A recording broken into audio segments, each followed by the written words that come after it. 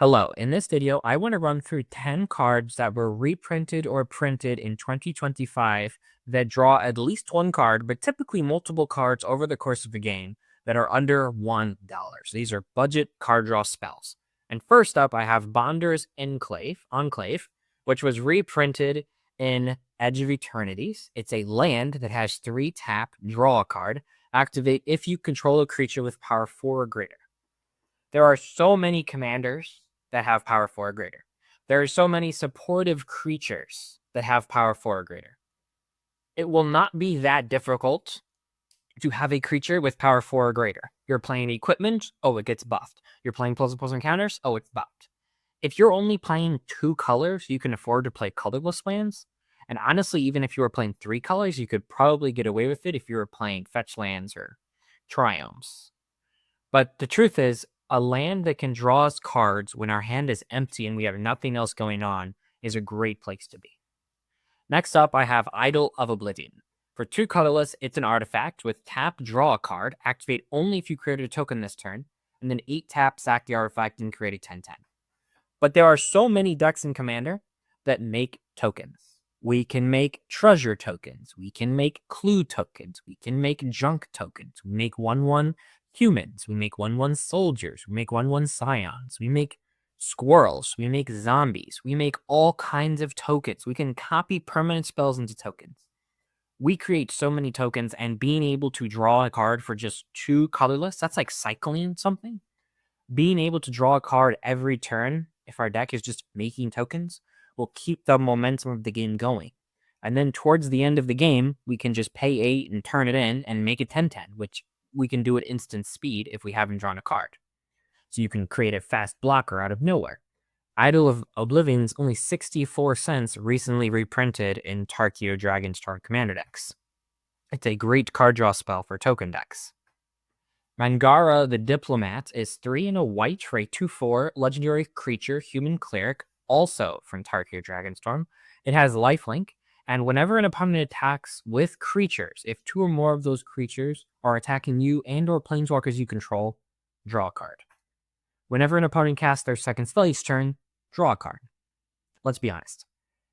Over the course of a game, people are just going to attack each other, and most likely they're going to attack you with 2 creatures, and you get to draw a card in white.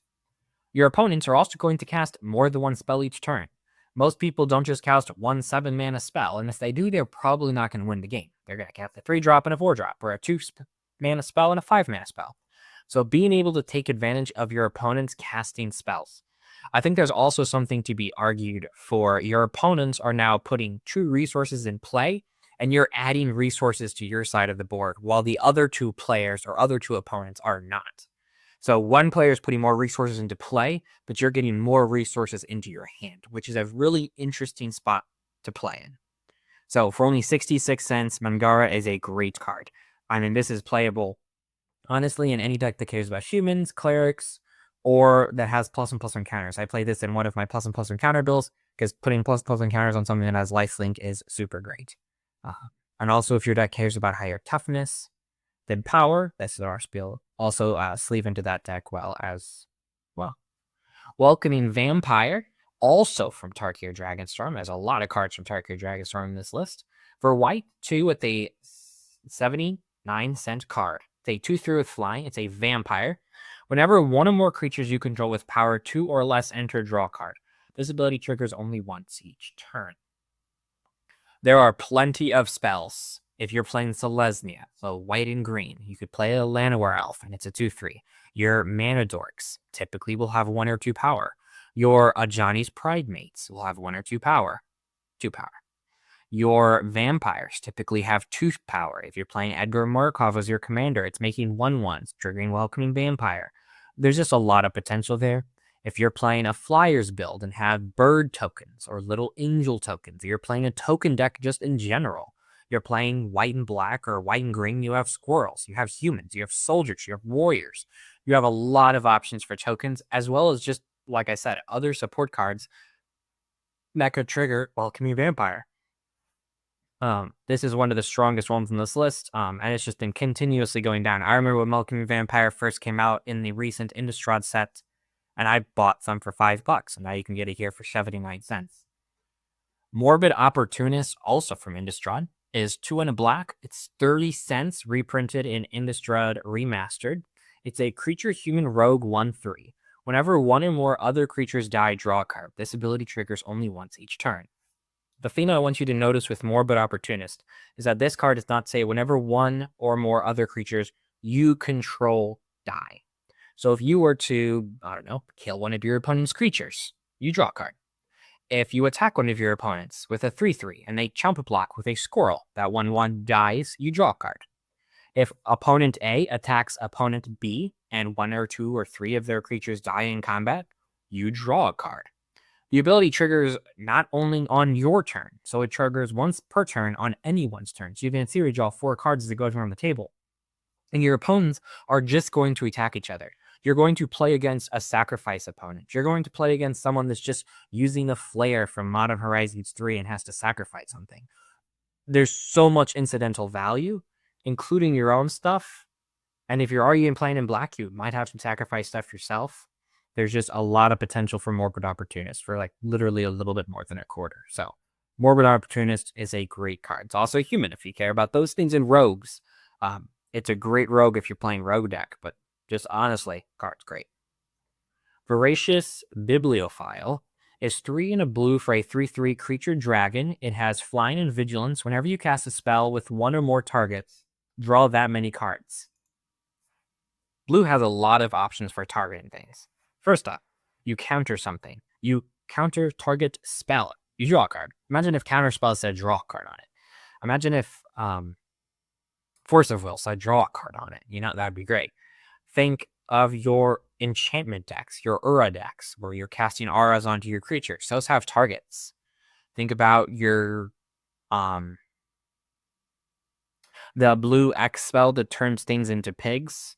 I think it is. Yeah, pigs. Makes them into tutus. That has multiple targets. Think about your Hinata decks and all of the cards that are good in Hinata decks. Blue just casts a lot of spells that target things, bounce spells. It just targets a lot of things. And if you're playing dragons, you could just include it in that list. 48 cents to draw some cards. If you're playing a Flying Matters deck, it's good there. If you're playing a counter spell deck or a counter or a control deck, it's good there. A lot of good options for Voracious Bibliophile.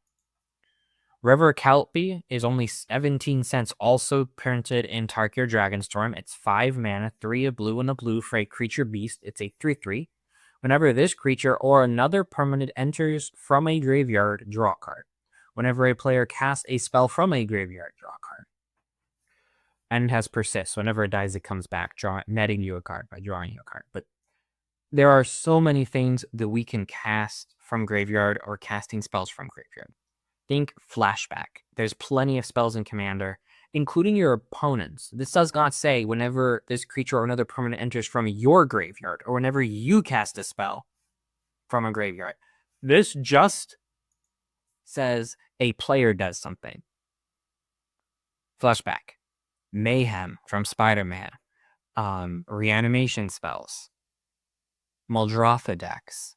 There's a lot of potential for River Kelpie, and on 17 cents is basically bulk. It's so cheap. There's just a lot of potential for this card, especially considering you can use it as a trump blocker and it comes back.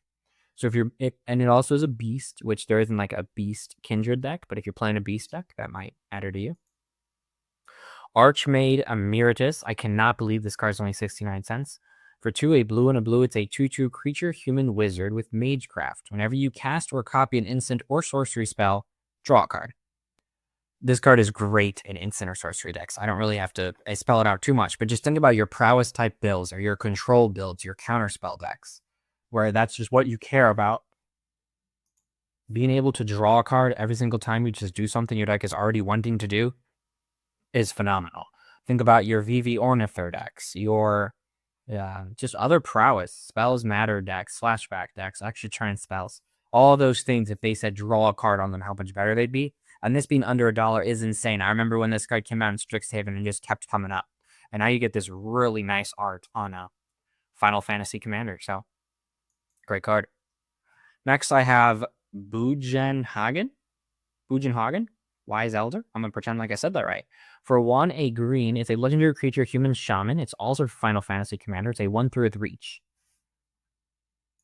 At the beginning of your upkeep, if you control a creature with power 7 or greater, draw a card. Tap, add 1 mana, any color.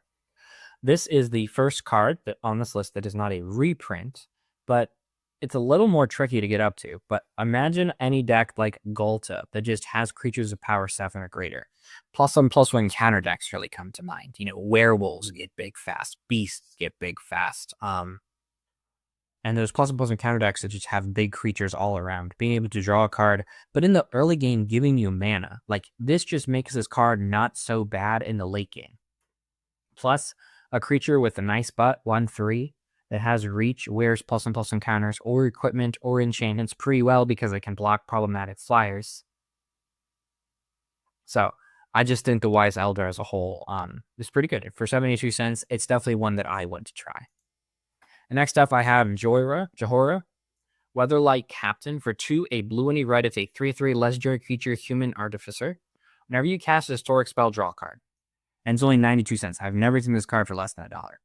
Artifacts, legendaries, sagas. Think about how many decks just play a ton of legendary creatures. Think about how many decks just play artifacts, soul ring, talisman, signet, let alone equipment decks, vehicle decks, spacecraft decks. Being able to draw a card every single time you do any of those things. Sagas. Every set gives us 1 or 2 sagas. Final Fantasy just gave us saga creatures. So there's a ton of potential for like a third of the cards in your deck to draw a card. Like, but the amount of legends that they print, everything's a legend. Everything's historic. Things are, I mean a little bit hyperbolic, like a little bit aggressive, or yeah, aggressive is a good term. But just in general, this is going to draw you a ton of cards. This is one of the strongest commanders you can play. And if you're curious to see a commander deck built around this card, I have a deck on my channel where I show mine. But this is just a great card. Again, artifacts, vehicles, spacecraft, sagas, saga creatures, the summon creatures, legendary. There's just a ton of potential. Equipment, ton of potential with this card.